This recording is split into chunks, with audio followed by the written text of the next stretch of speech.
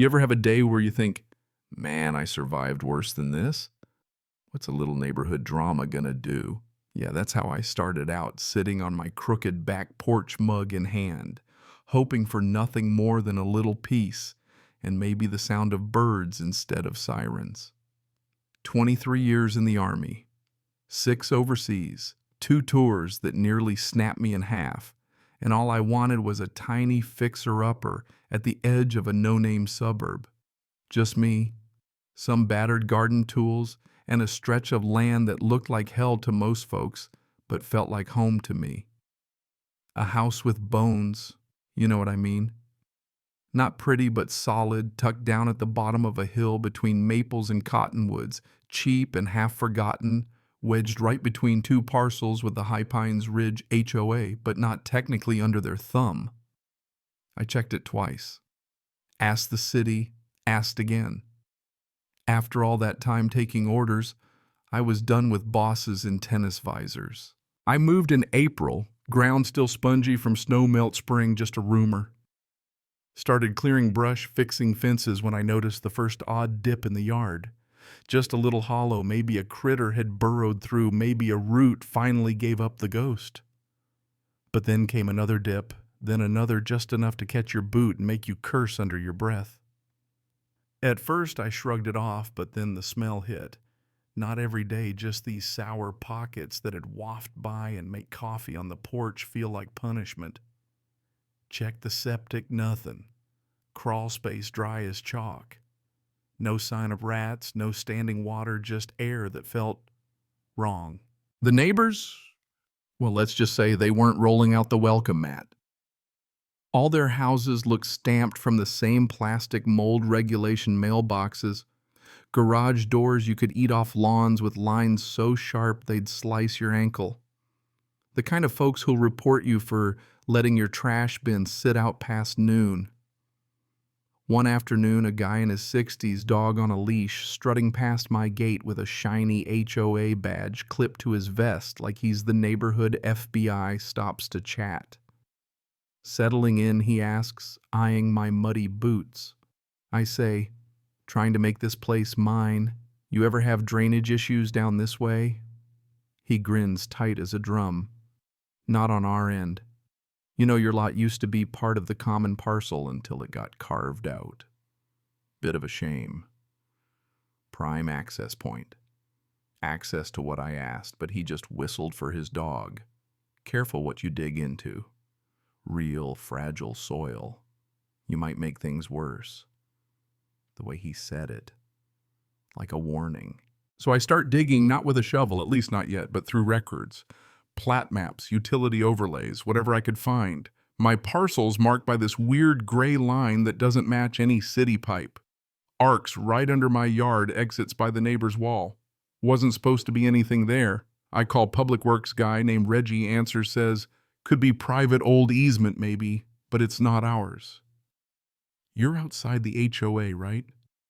If someone's routing something through your land without agreement, better get a survey, maybe even an environmental assessment. My gut dropped. If there's a pipe under my yard leaking and nobody owns up to it, that's a problem. Someone wanted buried. Literally. Next HOA meeting I show up. Yeah, I know, not a member, but they let me speak. Room full of folding chairs, polyester pants, smug looks. Sandra, the board president, platinum bob, and sharp glasses, doesn't even look at a paper before telling me, no record of HOA infrastructure on your property. Probably just natural runoff or settling. I tell her, I know the difference. Military engineering, remember, she promises to take it under advisement. Never heard back. 2 days later, my back fence is unlocked. Nothing stolen, just a scrape in the dirt like something heavy rolled through. I swap out the lock and put up a trail cam. Because now it's not just a stink, it's a secret. That camera, at first, is just rabbits and raccoons. But then third night, 2:13 a.m., a man, slender-build, ball-cap, gloves, windbreaker, crouches right where that last dip was. He stakes an orange flag in the ground, then disappears. Surveyor's flag, no city notice, no HOA memo, just silence. I take pictures, bring the evidence to the next HOA mixer right in front of Sandra and her little wine club. Can someone explain why a stranger's flagging my yard at 2 in the morning? The room goes dead quiet. Sandra barely blinks. Not one of ours. Maybe a utility worker. At 2 a.m., without gear, without notice, I push. If someone's trespassing, call the police. The HOA has no reason to dig on land we don't govern. But she's lying, I can see it. I tell them, your pipes run under my lot and I have proof. Brent, the board's attack dog, just laughs. Come on, that house has been there forever. Vacant for years, I say. Maybe that's why you thought you could get away with it. So I file a formal complaint with the city. They say they'll come by in 3 weeks. I can't wait that long. I hire Calvin, a plumber with jerky in his cheek and a cap that's seen 3 wars.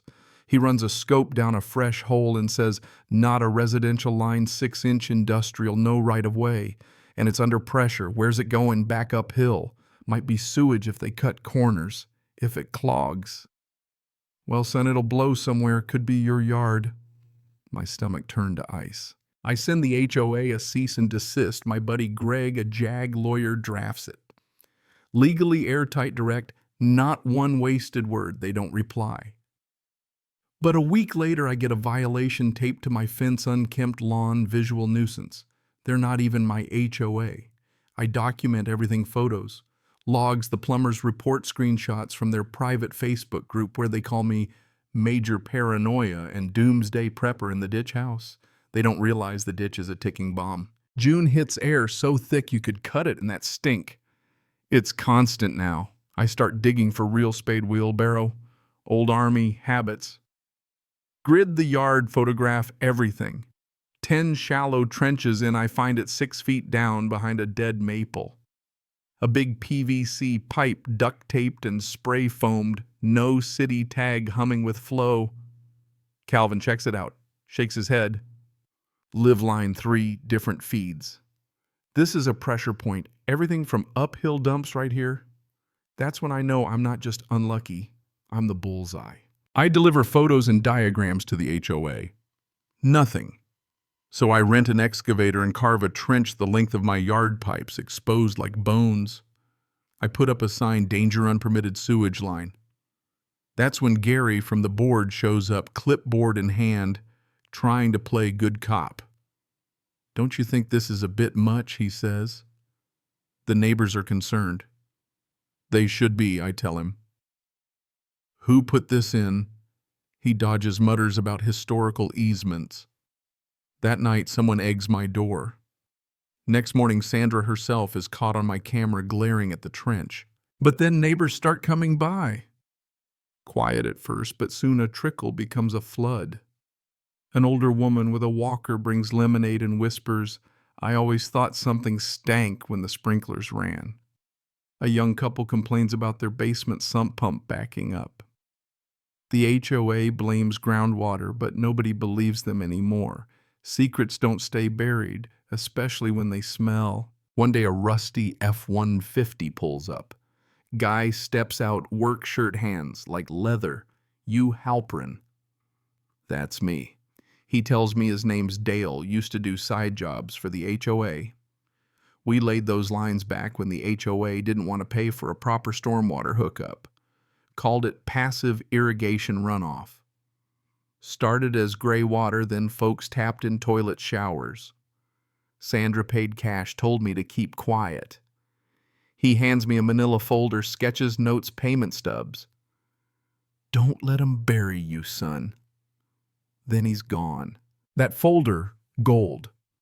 I scan it, save it 3 places, hand copies to my lawyer, the city, even Calvin.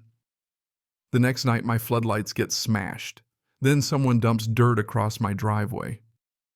Police shrug, say civil matter. I install more cameras, then call the local news anonymously with every shred of evidence. A city inspector finally shows up, steel-toed boots, windbreaker eyes that have seen too much. I hand her the binder. She flips through mouth a tight line. We'll need tests. If this is what I think, it's criminal. For the first time, I start to feel the tide shift. The inspector promises to notify the HOA directly. That very next morning, Sandra and her crew are standing at my line, arms folded, staring like funeral directors who lost the body. Sandra tells me, "You're creating hysteria. The other homeowners are getting upset." I smile. I'm not one of your homeowners. 2 days later, another notice accusing me of destabilizing the community. Then flyers slipped under every door. Mr. Halperin, a non-member and self-proclaimed expert, is spreading misinformation. But it's too late. The neighbors are living the proof. Janice uphill in tears about her toilet backing up. 3 more come forward, drains, sinkholes, even a kid with a rash. I add it all to the binder, send copies to the City Health Department, HOA. Then the skies open, a storm like Judgment Day. By 1 a.m., water's thundering through those buried pipes. My trenches are holding, but uphill. Not so lucky. By 2:14 a.m., 3 homes are flooding. Brent's in his den screaming for a shop vac. Sandra's house hit worst. The storm's not letting up. Pipes finally burst uphill. Not in my yard. Emergency crews swarm the street, Sandra screaming at the curb about property values. Brent spots me across the way, accuses me of sabotage. I just stare. "I warned you," I say. One of his own board members stops him, says he's not the enemy. That's when I know everything's changed. Next morning, news vans, inspectors, the whole circus. The city finds the illegal pipes. The HOA's been caught. Channel 9 wants an interview. Sandra tries to shoo them off slips in her own front yard and goes viral yelling in brown water. The HOA cracks. Brent resigns, then Nancy. Sandra disappears. The city slaps them with $187,000 in fines, recommends criminal charges. My lawyer files a civil suit, and this time the neighbors line up behind me. At mediation, the HOA's lawyers try every trick, grandfathered system, no written record. Greg, my lawyer, slaps their own minutes and Calvin's pipe footage on the table. They settle pay full cleanup, water testing, restoration. Offer me an annual easement fee if I'll let them put a regulated line under my yard. I say no. By fall, my land is clean, grass is planted, silence returned. In the end, the court wasn't full, but the truth echoed. Major David Halperin, U.S. Army, retired, I said on the record, and I meant it. I told them everything closed with this. I warned you. I gave you time. You laughed. Now you're swimming in the consequences. For once, their silence wasn't power. It was shame. Sandra quit. Brent quit. The contractors quietly updated their websites. The dominoes fell, but the neighborhood started talking for real, over pie, over coffee, not just about pipes, but about standing up when it matters. Janice brought a thank you pie. 8 families signed a card. The city wrote new rules, independent HOA audits every 3 years. Channel 9 aired my story. They buried a problem under my yard and hoped I wouldn't notice. But the truth has roots. When it rises, it tears out the foundation. And fall came in slow, gentle healing. My yard bloomed. The trench was gone. The stink was gone. And the silence wasn't heavy, it was earned. A little girl stopped by one day, said, "It's pretty now. My mom says it's the best yard on the street." She didn't know the history, just what it had become. And that right there, that's justice. The new HOA board wrote me a letter, handwritten, inviting me to their forum, promising audits, humility, a new start. I didn't go. Sometimes you build your own table. I won not because I yelled loudest, but because I wouldn't be buried with the pipe. So now every evening I sit on my bench at the edge of the yard, watching the wind and the cottonwoods deer at the fence, coffee in hand, and I breathe. I remember the night the pipes burst and the day the filth rose, not to punish me, but to set me free. I reclaim the ground beneath my feet, and I'm never giving it up. But here's what I want to know. What would you have done? Stand your ground, look the other way, or dig till you found the truth? Drop your story in the comments.